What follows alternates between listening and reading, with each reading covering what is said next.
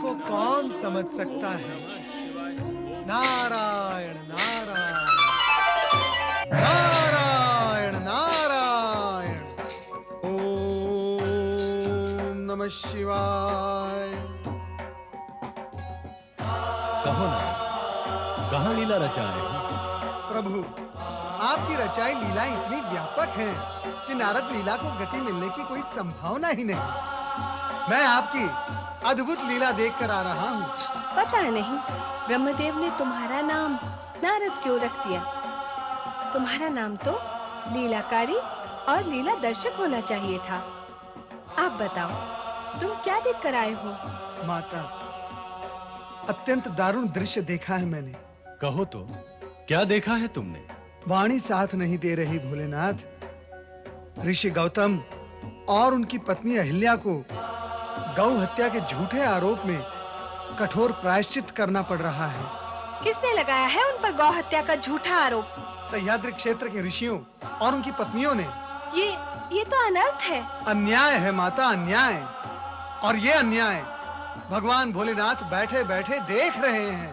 नारद, जगत के साधारण प्राणियों को जो न्याय अथवा अन्याय की स्थिति दिखाई देती है, वो मूल रूप से विधि की रचना होती है। गौतम और अहिल्या धर्म के मार्ग पर नए कीर्तिमान स्थापित कर रहे हैं। प्रायश्चित नाम की इनकी रचना पूर्ण होते ही दोनों का नाम धार्मिक जगत में अमर हो जाएगा और दोनों सर्वोच्च यश के भागी होंगे। वो कैसे भोलेनाथ? नारद, दूसरों को धीरज धारण करने का उपदेश देते रहते हो, कभी-कभी ये कार्य स्वयं भी कर लिया करो। नारायण नारायण।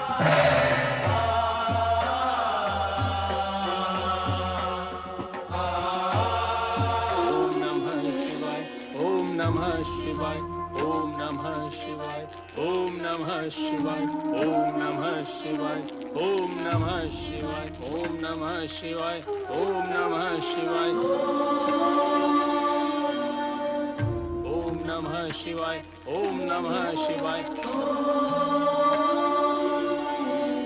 ओम नमः शिवाय। ओम नमः शिवाय।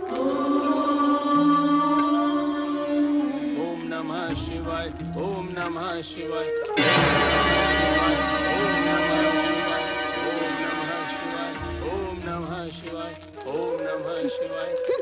इतनी आराधना करने पर भी तुम्हें फल प्राप्त नहीं हो रहा है। होगा कैसे? गौहत्या के पाप के कारण सारी तपस्या व्यर्थ हो चुकी है। यदि तुम्हारा प्रायश्चित पूर्ण हो गया होता तो गंगा यहाँ अवश्य अवतरित हो जाती। अब तो तुम्हें यहाँ रहने का कोई अधिकार नहीं है। चले जाओ यहाँ से। ओम नमः शिवाय। ओम नमः शिवाय। ओम नमः शिवाय। ओम नमः शिवाय। उत्तर नहीं देती? ओम नमः शिवाय। कहना नहीं मानती? जाती नहीं यहाँ से। ले जाती है। जाओ यहाँ से।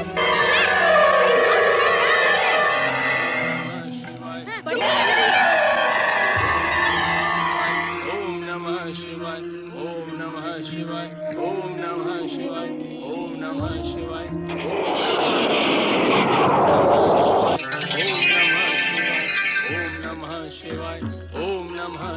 महर्षि गौतम, सती अहिल्या,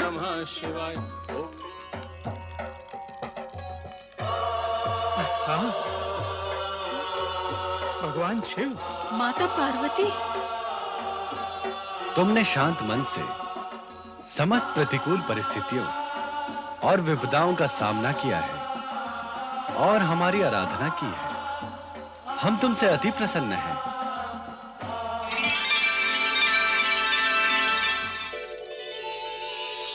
आप धन्य हैं ऋषिवर गौतम और देवी अहिल्या। आप धन्य हैं। आप दोनों ने शिव आराधना करके हम तीनों को प्रसन्न किया है। आपकी तपस्या अन्य ऋषियों के लिए आदरणीय होगी। आपकी शिव आराधना हम तीनों को प्राप्त हुई है, इसलिए आप हम तीनों से वरदान प्राप्त करने के अधिकारी हैं। बिना मांगे ही सब कुछ प्राप्त हो गया। हरि हर ब्रह्मा जी, आप तीनों तथा माता पार्वती के दर्शन की प्राप्ति से बढ़कर और क्या इच्छा अथवा वरदान हो सकता है? किंतु परमपिता, ऋषियों के निर्देशानुसार हमारा प्रायश्चित तभी पूर्ण होगा जब हम गंगा जल से स्नान करेंगे, आपसे प्रार्थना है कि हमें गौ हत्या के पाप से मुक्त करने के लिए गंगा मैया को यहाँ प्रकट करें। देवी अहिल्या, गौ हत्या का पाप जिसकी आप चर्चा कर रही हैं, वह तो आप पर आरोपित किया गया है। वह तो इन ईर्ष्यालु व धृष्ट ऋषियों व उनकी पत्नियों का षड्यंत्र था, जिन्होंने ऋषि गौरव को कलंकित किया है। देवेश्वर, इन पापियों को उचित दंड अवश्य दें। नहीं देवेश्वर, ये दंड के भागी नहीं हैं, हमारे धन्यवाद के पात्र हैं। यदि ये हमें प्रायश्चित करने के लिए प्रेरित नहीं करते, तो हमें आप त्रिदेवों के दर्शन कैसे प्राप्त होते? इनकी कृपा के परिणाम स्वरूप ही हमें आपकी कृपा तथा दर्शन प्राप्त हुए हैं। इन्हें क्षमा कर दें भगवान, इन्हें क्षमा कर दें। क्षमा करें प्रभु, क्षमा करें। हम सब अपनी भूल स्वीकार कर रहे हैं। माता पार्वती, भगवान सदाशिव, हमारा प्रायश्चित तब तक अधूरा है जब तक यहाँ गंगा प्रकट नहीं होती। ऋषियों की मान्यता के अनुसार गंगा के पावन जल के स्पर्श से ही हमारी पूर्ण शुद्धि होगी। अतः जनहित में गंगा अवतरण करें प्रभु। आप महान हैं महर्षि गौतम। सहनशीलता और क्षमाशीलता की प्रतिमूर्ति हैं आप। अहित और शत्रु भाव रखने वाले के प्रति तो प्राणी हिंसक हो उठता है, किंतु आपने प्रेम, सहनशीलता, क्षमा भाव और लोकहित का जो आदर्श प्रस्तुत किया है, जगत उससे शिक्षा ग्रहण करता रहेगा। ये भी आपकी कृपा का ही परिणाम है भगवान। देवी गंगा प्रकट हो, देवी गंगा प्रकट, देवी गंगा प्रकट, देवी गंगा प्रकट, देवी गंगा प्रकट, देवी गंगा प्रकट।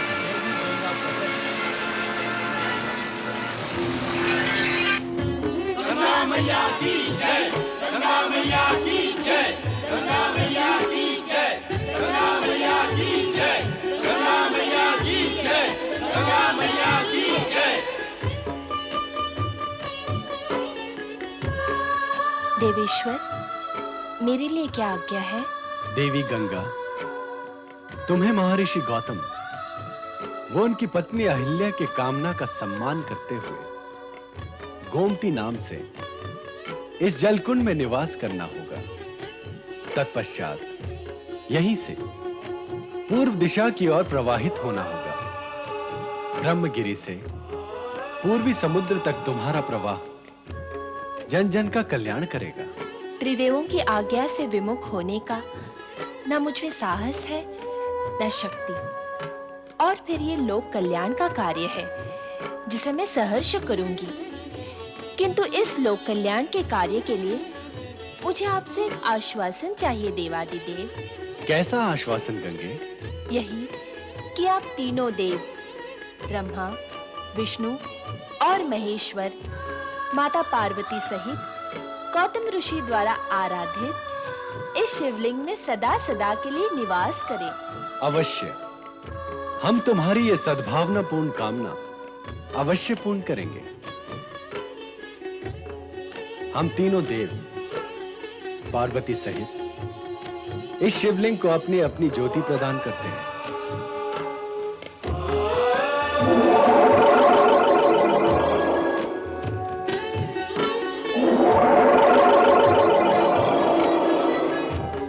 अब ये परम पावन ज्योतिर्लिंग त्र्यंबकेश्वर ज्योतिर्लिंग के नाम से प्रसिद्ध होगा और वैवस्वत मतवंतर के 28वें कलयुग तक जन जन की कामना पूर्ण करता रहेगा।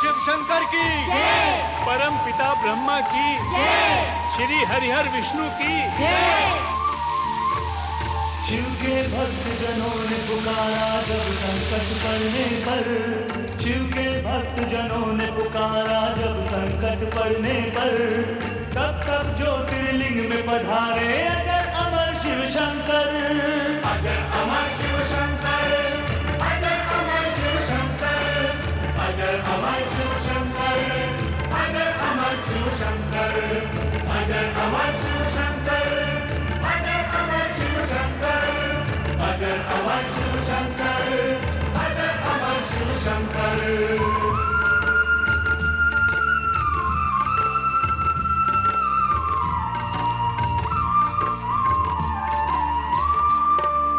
लिंग बना के गौतम ऋषि जब शिव की साधना करने लगे, तब गौतम अहिल्या सम्मुख शिव शंकर जी प्रकट हुए। गौतम ऋषि की सुन के प्रार्थना गंगा गौतमी भी आई, वहाँ की गंगा गौतमी बाद में नदी गोदावरी कहलाई। भोलेनाथ का ज्योतिर्मय लिंग तब से त्रयंबक कहलाया, मनोवांछित फल पाया जिसने इनका दर्शन पाया। श्रद्धा से जो आते यहाँ पे होते मनोरथ उनके सफल, शिवमय होके रह जाता है उनके जीवन का हर पल। शिव की जय हो, शिव की जय हो, शिव की जय हो, शिव की जय हो, शिव की जय हो, शिव की जय हो, शिव की जय हो।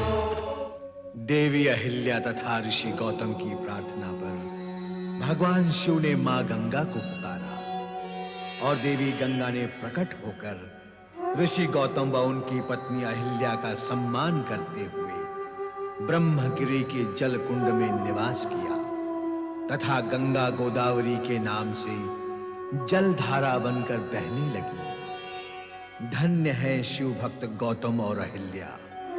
किंतु एक अन्य शिव भक्त विदर्भ के राजा सत्यरथ की कथा शिव कोप तथा शिव कृपा का अनूठा उदाहरण प्रस्तुत करती है। शिवाय ओम नमः शिवाय, ओम नमः शिवाय, ओम नमः शिवाय, ओम नमः शिवाय, ओम नमः शिवाय, ओम नमः शिवाय, ओम नमः शिवाय, ओम नमः शिवाय, ओम नमः शिवाय, ओम नमः शिवाय, ओम नमः शिवाय, ओम नमः शिवाय, ओम नमः शिवाय, ओम नमः शिवाय, ओम नमः शिवाय।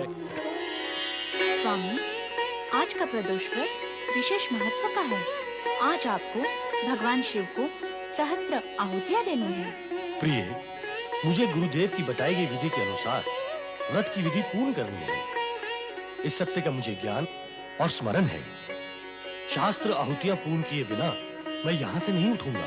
ओम नमस्ते अस्तु भगवान विश्वेश्वराय स्वाहा, ओम महादेवाय स्वाहा, ओम सदाशिवाय स्वाहा, ओम नागेश्वराय स्वाहा, ओम सर्वेश्वराय स्वाहा। महाराज सत्यरथ की जय, महाराज सत्यरथ की जय, महाराज सत्यरथ की जय। महाराज, हम आपके कट्टर शत्रु केतु ध्वज को बंदी बना लाए हैं। रुक जाइए स्वामी। महारानी, हमारा कट्टर शत्रु अब हमारे वश में है। हम इसी समय उसका शिरोच्छेद कर प्रतिशोध की अपनी ज्वाला को शांत करेंगे। स्वामी, प्रदोष व्रत का त्याग कर उठ जाना उचित नहीं है। पहले आप पूजा पूर्ण करें, तत्पश्चात ही कोई अन्य कार्य करें। नहीं महारानी, शत्रु सामने है, प्रतिशोध की भावना भीतर है। हम 1000 आहुतियां देने तक धैर्य धारण नहीं कर सकते। जब तक हम अपने शत्रु का कटा सर नहीं देख लेते, हमारी क्रोधाग्नि शांत नहीं होगी। रुक जाइए स्वामी, रुक जाइए। प्रभु, मेरे स्वामी आपकी पूजा अधूरी छोड़कर चले गए हैं। पूजा अधूरी छोड़ना महापाप है। मेरे पति के इस पाप को क्षमा करें प्रभु। केतुध्वज, अब महाराज सत्यरथ तुम्हें जीवित नहीं छोड़ेंगे। मृत्यु के मुख में जाने से पूर्व भगवान का स्मरण कर लो। केतुध्वज, आज तुम हमारे सामने बंदी बने हुए खड़े हो। और तुम्हारी मृत्यु मेरे हाथ में है। क्षमा करें महाराज, मुझे क्षमा करें। मैं आपकी अधीनता स्वीकार करता हूँ। अपना राज्य आपके चरणों पर समर्पित करता हूँ। महाराज मुझे क्षमा करें। केतुध्वज, तुम पराजित हो चुके हो, इसलिए हमारे अधीन तो हो ही चुके हो। और हारे हुए शत्रु का राज्य भी विजयी राजा के अधीन होता है। सब कुछ आपके अधीन है महाराज, परंतु मुझे क्षमा करें। मुझे क्षमा करें महाराज, मुझे क्षमा करें। तुझे क्षमा कर दिया तो मेरे मन को शांति कैसे प्राप्त होगी? क्षमा कर देने से तो मन को असीम और परम शांति प्राप्त होती है महाराज। मुझे क्षमा करें, मुझे क्षमा करें। नहीं, जब तक हम तुम्हारे मस्तक को तुम्हारे धड़ से पृथक नहीं कर देंगे, तब तक हमारे मन को शांति नहीं मिलेगी। नहीं, नहीं, नहीं,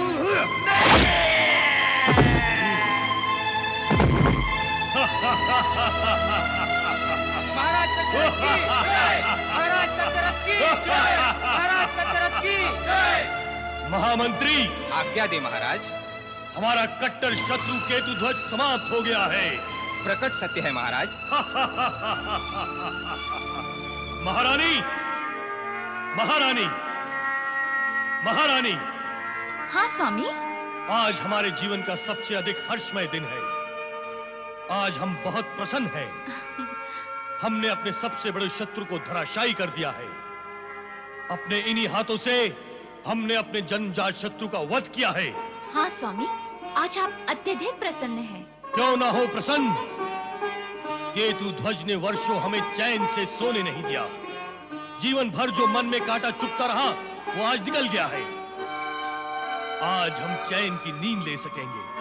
चैन की नींद राजा सत्यरथ के भाग्य में नहीं थी, क्योंकि उसने शिव प्रदोष व्रत की पूजा के संकल्प को अधूरा छोड़कर भगवान शिव की घोर अवज्ञा की थी। महारानी सूरथा ने भी एक प्रकार से पति के इस कार्य को समर्थन ही दिया था। समय व्यतीत होता गया, महारानी गर्भवती हुई और अपने गर्भ की अंतिम अवस्था में महारानी ने राजा सत्यरथ से वन विहार की इच्छा प्रकट की। किंतु उन्हें क्या ज्ञात था कि शिव अवज्ञा का घोर पाप काल बनकर उन्हें निगलने वाला है। सत्यरथ, तेरे और तेरी महारानी के भाग्य में आनंद कहां? केतुध्वज का ये पुत्र वृषध्वज मृत्यु बनकर तेरे वंश को निगल जाने के लिए विकल है। तूने मेरे पिता की निर्मम हत्या की थी। उसी पिता का ये पुत्र वृषध्वज तुझे प्राण दंड देगा। रे हत्यारे, जो पीड़ा तूने मुझे दी थी, वही पीड़ा मैं तुझे दूंगा। प्रतिशोध लूंगा मैं, प्रतिशोध। महाराज, विदर्भ राज सत्यरथ अपनी महारानी के साथ वन विहार के लिए इसी मार्ग से जा रहे हैं। आजा सत्यरथ, आजा। आज तेरा दुर्भाग्य और मेरा सौभाग्य एक ही केंद्र में जा रहे हैं।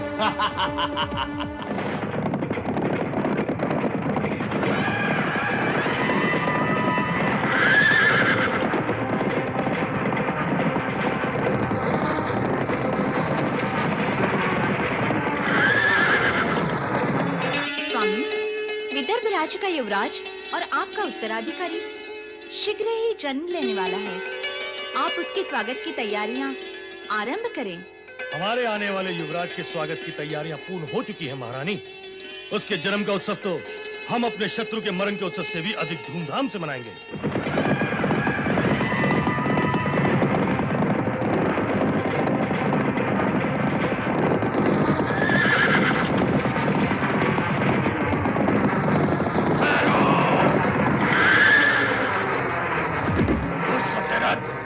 नीचे उतर। अपने पिता की मृत्यु का प्रतिशोध मैं तुम्हारे मस्तक को धड़ से पृथक करके लूंगा। तभी मेरी आत्मा को शांति मिलेगी, और मुझे आत्मा की शांति चाहिए। क्षमा करो वृषध्वज, मुझे क्षमा करो, मुझे क्षमा करो, मुझे क्षमा करे, मुझे क्षमा करे, क्षमा करो वृषध्वज, मुझे क्षमा करो, मुझे क्षमा करे महाराज, मुझे क्षमा करो। क्षमा नहीं, प्रतिशोध।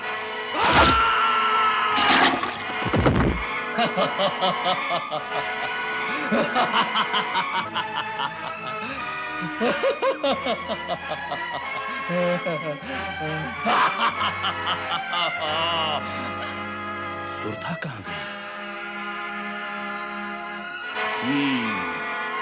तेरे गर्भ में मेरे शत्रु का पुत्र पल रहा है। मैं तुम दोनों को जीवित नहीं छोड़ूंगा सुरथा। तुम्हारे साथ साथ मैं उसका भी वध कर दूंगा।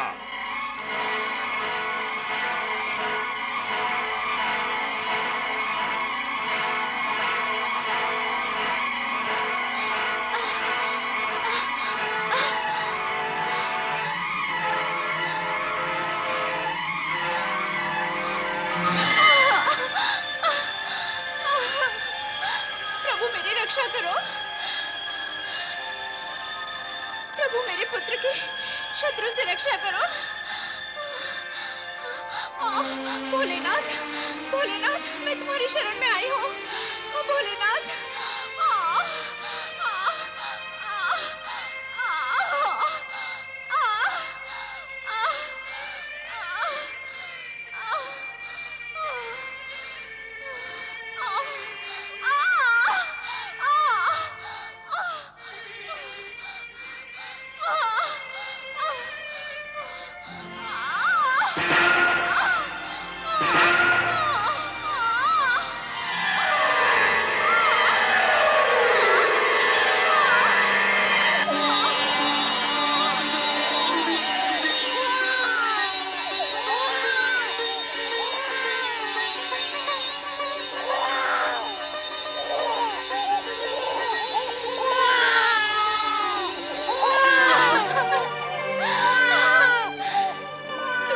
दुर्भाग्य पे रो रहा है पुत्र, अपने या मेरे?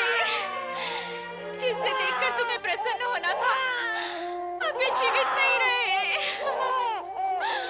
विधवा हो जाना मेरा दुर्भाग्य, और पैदा होकर अनाथ हो जाना तेरा दुर्भाग्य है। अब भगवान शिव ही तुम्हारी रक्षा करेंगे। हे प्रभु, मैं इसे तुम्हारी शरण में छोड़े जा रही हूँ। अब तुम ही इसकी रक्षा करना।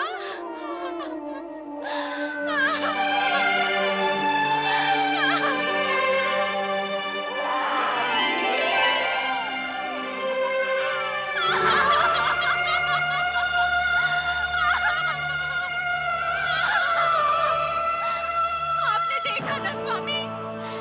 नहीं देखा? आप देख नहीं सकते, लेकिन आपकी आत्मा तो देख सकती है।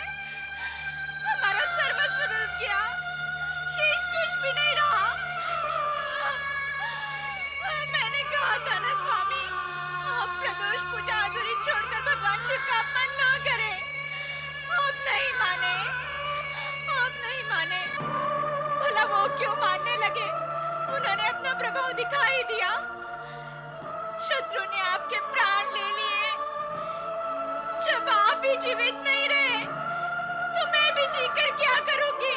जब आप ही प्राणहीन हो गए स्वामी, तो मैं प्राणवान रहकर क्या करूंगी? मैं भी आ रही हूँ स्वामी, मैं भी आ रही हूँ। मैं आ रही हूँ स्वामी।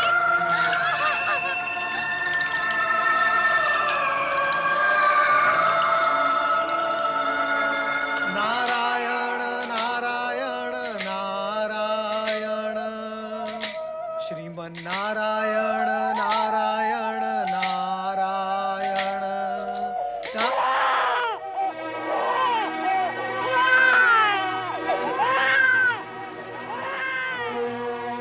अरे, शिवालय में नवजात बालक रुदन कर रहा है। नारायण नारायण। भोलेनाथ, कैसी लीला है ये आपकी?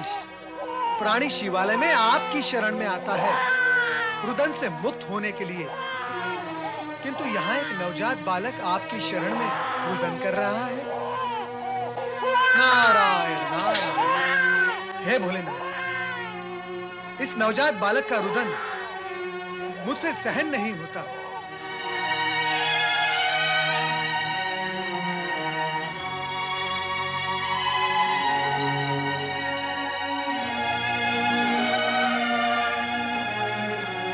नारायण नारायण। हे त्रिकालदर्शी, नारद का प्रणाम स्वीकार करें।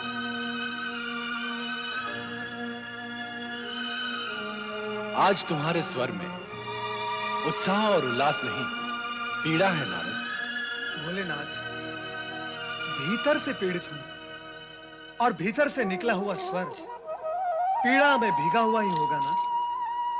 भीतर की पीड़ा का कारण? ऐसा कौन सा कार्य और कारण है जो आपको ज्ञात नहीं भोलेनाथ? राजा सत्यरथ मारे गए और उनकी रानी भी मृत्यु को प्राप्त हो गई। शिवालय में पड़े उनके नवजात शिशु का रुदन मन को विदीर्ण कर देता है। इतना सब जानते हो नारद, तो क्या ये नहीं जानते कि राजा सत्यरथ ने प्रतिज्ञा करके उसका निर्वाह नहीं किया? प्रतिज्ञा करके उसे ना निभाने का ही दुष्परिणाम है ये। मान्य है भोलेनाथ, मुझे मान्य है, किंतु इसमें उस नवजात शिशु का क्या दोष है? वो अबोध तो आपकी शरण में पड़ा विलाप कर रहा है भोलेनाथ। निर्दोष और शरणार्थी को दंड नहीं मिलेगा नारद, उसकी रक्षा अवश्य होगी।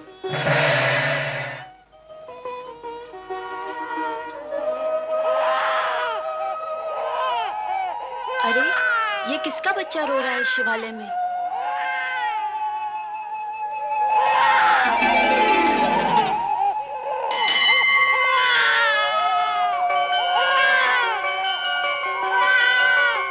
कौन छोड़ गया यहाँ इसे? कैसी निर्दयी माँ है, अपने बच्चे को यहाँ सुनसान में छोड़कर चली गई। नवजात बालक को यहाँ छोड़कर जाते हुए उसकी छाती भी नहीं फटी। ऐसी भी कोई माँ होती है?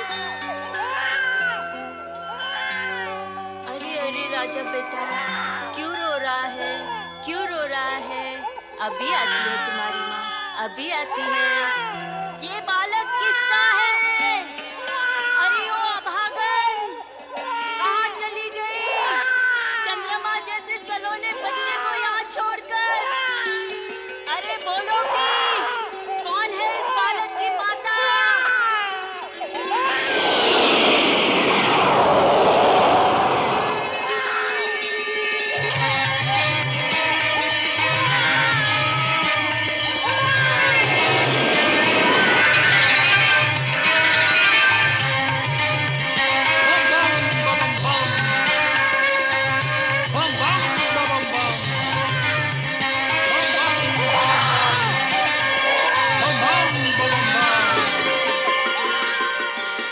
प्रणाम महाराज।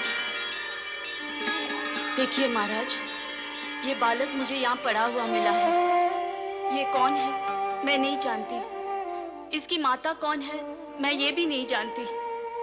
आप यहाँ रहते हैं, आपको ज्ञात होगा। बताइए महाराज, ये बालक किसका है? इसकी माता कौन है? देवी, अब तुम ही इसकी माता हो।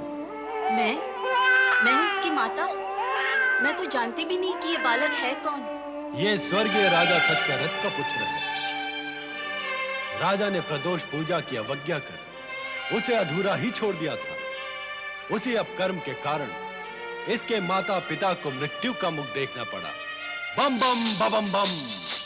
किंतु तुम्हारे लिए ये चिंतामणि रत्न के समान सौभाग्यशाली सिद्ध होगा। अब तुम पुत्रवत इसका लालन पालन करके अपने पुत्र के साथ साथ इसे भी पुत्र का ममत्व वो स्नेह प्रदान करो। बम बम बम बम। महाराज, मैं बहुत समय से आप जैसे महात्मा की खोज में थी। वो किस लिए देवी? मैंने अब तक अपने पुत्र का नाम नहीं रखा है, उसे केवल लल्ला कहकर पुकारती हूँ। आप मेरे पुत्र का कोई अच्छा सा नाम रख दीजिए महाराज। बम बम बम बम। विधाता भी कैसे संयोग बनाता है, मुझे यहाँ भेज दिया तुम्हारे इन दोनों पुत्रों का नामकरण करने के लिए तो फिर बताइए महाराज इनके नाम। तुम्हारे इस बड़े पुत्र का नाम है शुचिव्रत। शुचिव्रत? हाँ, और छोटे का जो तुम्हारी गोद में है, इसका नाम होगा धर्मगुप्त। इन दोनों का लालन पालन करने में तुम्हें कोई कठिनाई नहीं होगी। बम बम बम बम। आपकी कृपा और उपकार से आज मेरा एक बड़ा कार्य पूर्ण हुआ है महाराज। तुम्हारा कल्याण हो देवी। बम बम बम बम। बम बम बम बम। बम बम।